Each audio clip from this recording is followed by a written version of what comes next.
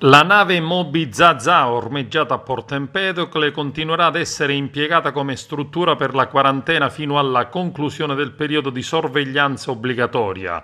Lo ha confermato durante il question time alla Camera il ministro dell'Interno Luciana Lamorgese, facendo intendere che già da lunedì potrebbe salpare da Porto Empedocle.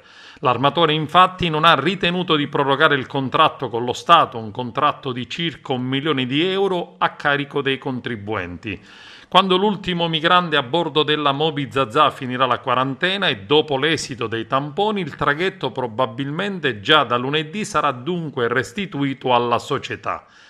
Anche gli 11 dei 30 migranti risultati positivi stanno per essere sbarcati e trasferiti. Il doppio tampone al quale sono stati sottoposti, eseguito nei giorni scorsi, ha dato esito negativo. Nella zona rossa resteranno al momento 19 persone, di queste soltanto 4 sono ancora positive al coronavirus, c'è poi qualche caso dubbio, i familiari di coloro che appunto sono ancora positivi. Il gruppo dei 30 faceva parte dei 211 migranti salvati in acque internazionali dalla Sea-Watch 3. Immediata la risposta del sindaco della città marinara dopo la notizia della partenza della Moby Zazà. Non è servita per lo scopo per cui era stata richiesta.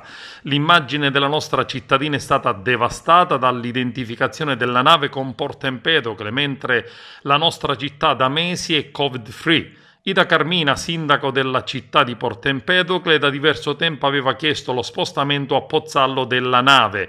Speriamo, ha concluso, che il periodo di sorveglianza sanitaria in corso lunedì si concluda e dopo, soprattutto l'esito dei tamponi, la Moby Zazà lascerà Porto Empedocle. L'avevamo voluta per evitare che i migranti sbarcati a Lampedusa venissero trasportati con traghetto di linea senza aver effettuato i tamponi, ha detto ancora Ida Carmina. Invece è stata utilizzata come ricovero, hotspot galleggiante per chi proveniva dalle ONG, con le conseguenti di cui tutti sappiamo benissimo.